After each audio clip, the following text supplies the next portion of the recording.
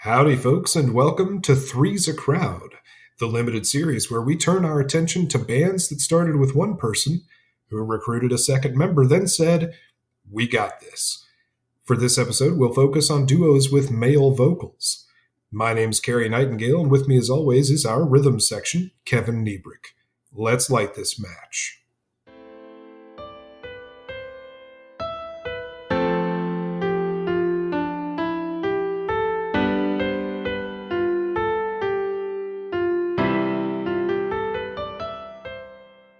Kev, why don't you kick us off with your review?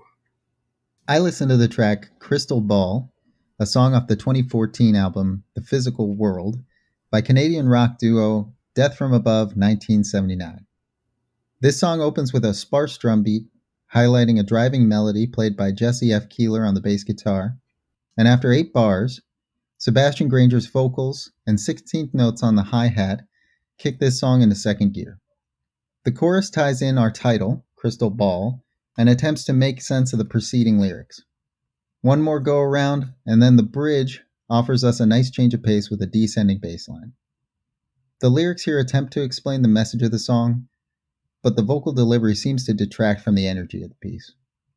Overall, I found both the lyrics and the overall message of this song to be an ambiguous mess of muddled, symbolic references. The lyrics really struggle to match the intensity of the instrumental component of this song. I really dig the energy these two guys are able to produce, and I do look forward to exploring some of their other work. But my tune score for Crystal Ball by Death from Above 1979 is 6.3 out of 10. Cary, look into that crystal ball of a dome you got there and let me know what you see. I'd be happy to. Just a moment, I'll be right back.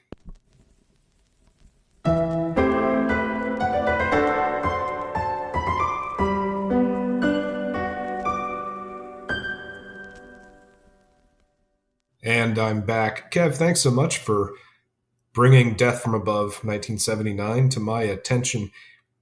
It reminds me a lot of that post-punk revival stuff like The Bravery and Interpol, except that it's all about that bass. Because of that, though, I feel like it misses out on some of the high-end frequencies that could really fill out the mix and the arrangement, except for those really hyperactive hi-hats, and I noticed some synthesizer in the chorus. But really good stuff. A much different approach at being a duo than the song that I brought, which is Psychotic Girl by the Black Keys. Lyrically, Psychotic Girl is a 3-act tale of a relationship with a manipulatrix. The narrator sees the damage that she does to another fella, then he gets involved with her himself before finally processing the toxicity of the affair by telling her that she's just a psychotic girl. It's hardly the climax or closure one would hope for. The main vocal melody is effective in its simplicity, while the rhythm and harmonic textures from multiple stringed instruments stand out. With the producer's reins being handed over to Danger Mouse for this project, it should come as no surprise that both the mix and arrangement are top-notch. The sound is more intricately layered than previous Black Keys efforts due to the inclusion of multiple guitar parts, a banjo, female harmony vocals, and maybe even some eerie electronics to add to the atmosphere. This track and the album from whence it came signaled a strong departure from the sound that early Black Keys fans had grown accustomed to. But it was also a maturation for the band. Intensely personal yet relatably vague, Psychotic Girl is emotional to its core and offers much with each repeat listen. I rated this track at a 7.5 out of 10 on the tune score scale. Kev, I'd love for you to listen to it and let us know what you think. Right on, let's do it.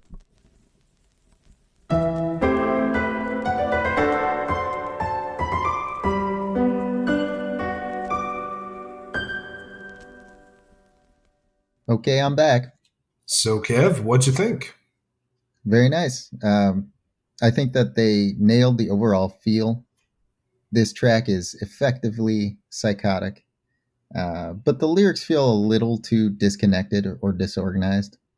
And I'm also not very impressed with the hook. It's maybe a bit too direct for me.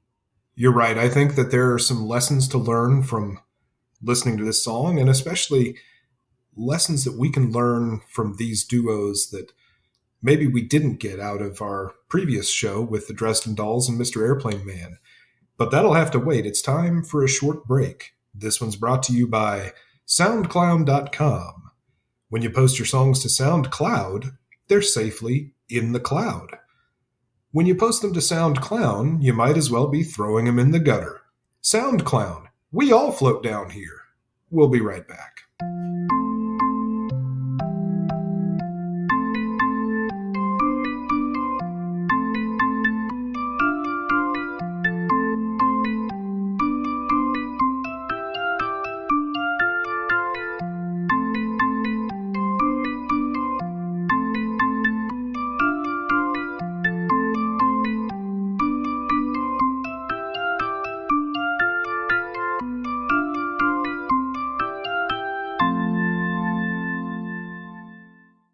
Howdy, folks, and welcome back.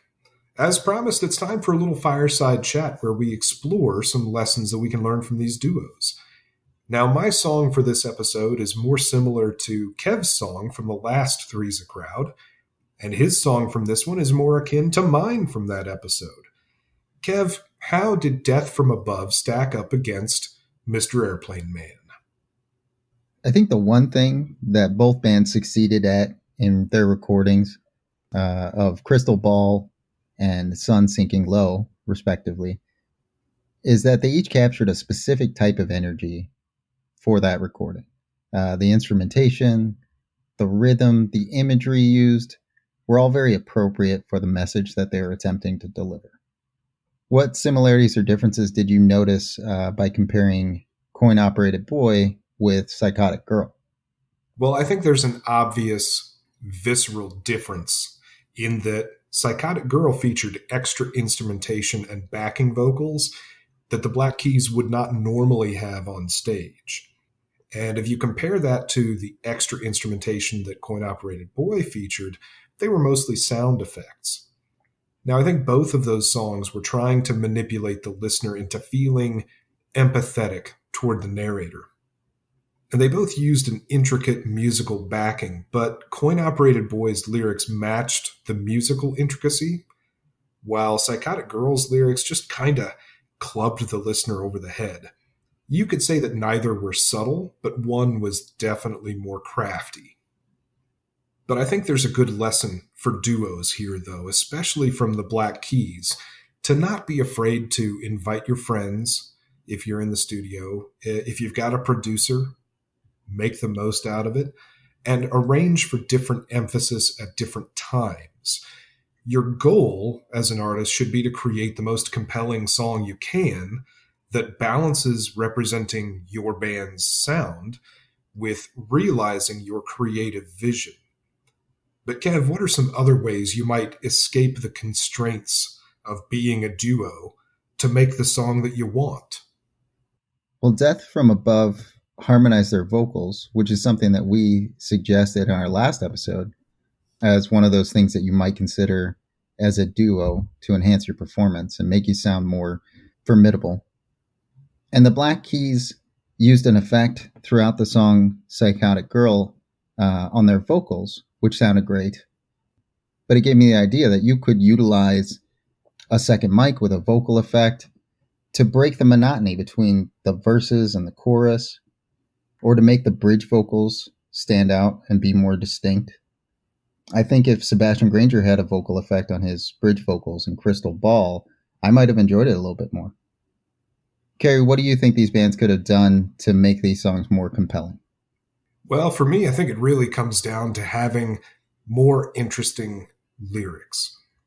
Simple stories can be effectively told, but being very selective about word choice to fit the emphasis and smooth delivery, I think that goes a long way toward enhancing your lyrics, your melody, and your rhythm. It's like this. If you want to join chunks of wood together to make a table, you could glue them, you could screw them, you could nail them, or you could make some nice dovetail joints. The table's probably going to stand with any of those methods, but it'll stand out in the best possible way if you make the effort at the dovetail joinery. That is very well put. I like that. Well, thank you very much, Kev. Now, as always, we invite and encourage you, our dear audience, to give a listen to the tracks we reviewed today. They're on our Tune Scored Tracks playlist on our YouTube channel. While you're there, make sure to like the video and subscribe to the channel and leave us a comment, letting us know what you thought of our scores and critiques. If you're an up-and-coming songwriter, that's also a great place to recommend one of your songs for a tune score and some good old-fashioned, honest feedback. We'd love to hear from you. We've had a lot of fun today, and we hope you did too. That's been Kevin Niebrick. I've been Cary Nightingale. We'll see you in the next one. Until then, stay sound.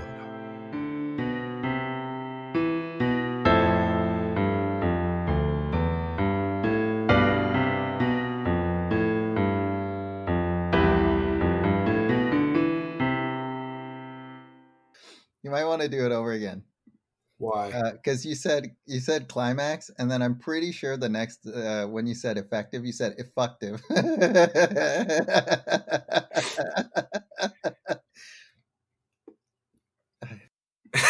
That is pretty good. Effective.